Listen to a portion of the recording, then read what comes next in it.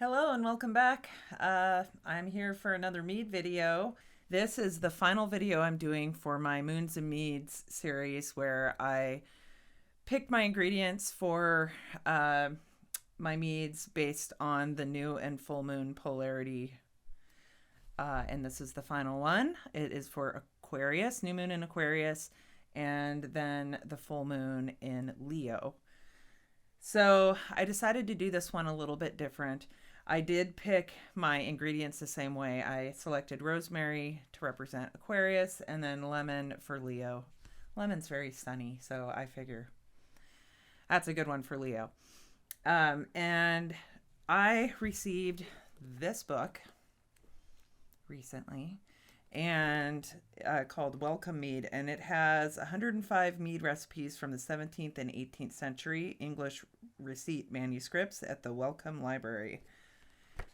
So it just so happens that there is a lemon rosemary mead recipe in here, and most of the recipes that I have put together or done so far are kind of I did my own research and maybe combined a bunch of ideas from different recipes to create my own. So this will be the first time where I am following something step by step. And because this is from the 17th and 18th century, it is a little different. So there's some things that I did here that from what I understand, you don't really want to do when you're making mead. So let's get into it. I'm going to go ahead and just read the recipe, and hopefully I will be able to demonstrate what I did while I'm reading it. So there are notes to the recipe that says the timing for boiling is unclear. So it's written, the recipe includes the original recipe, which can be difficult to understand, just the way it's written. And then she basically translates it into a 1-gallon recipe, and that's what I'm going to read. So the first thing you do is you take 7 pints of water and add 3.5 cups, approximately 2.6 pounds of honey. You put those into your pot and you bring it to a boil. Once it's boiling, you add 1 beaten egg white. Next, you add the peel of 1/3 of a lemon and a teaspoon of rosemary leaves.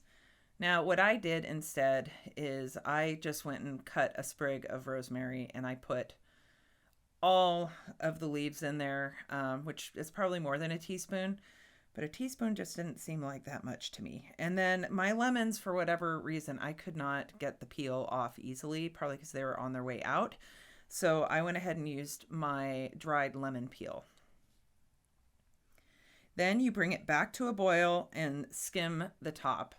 So you'll see that the egg basically just cooks and goes straight up to the top, and along with some of the foam from the honey. And so I went ahead and scraped that off. And then you want to keep it boiling till it's boiled back down to 1 gallon. Well, I'm not quite sure what that means, so I let it boil for about 15 minutes. And once the boiling was done, you strain it into a fermenter. And I have my 1 gallon, it's almost 1 gallon, 1 gallon jar, which was just barely enough. And then once you strain it into the fermenter, you add 2/3 of a lemon sliced. So I added my lemon slices that I had done. And then it says to add 3 ounces of ale barm with an OG of about 1.095. Well, I don't have beer barm or ale barm.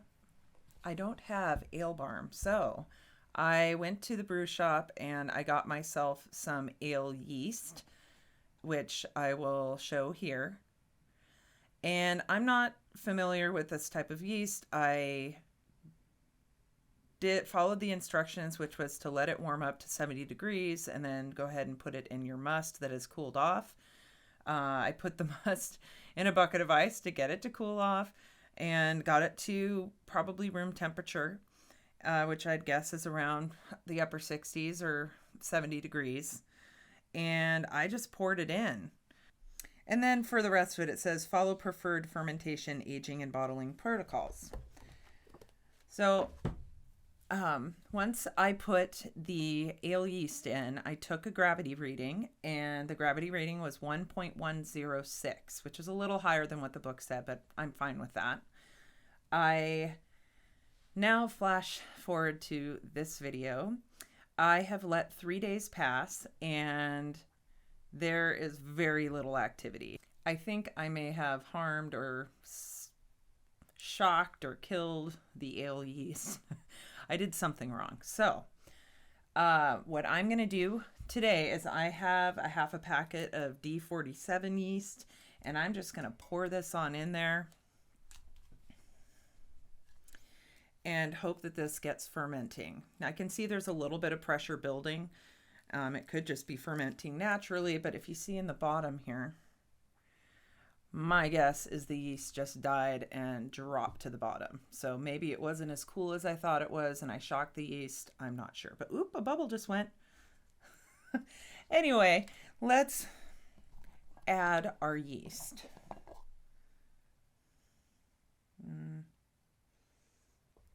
Okay.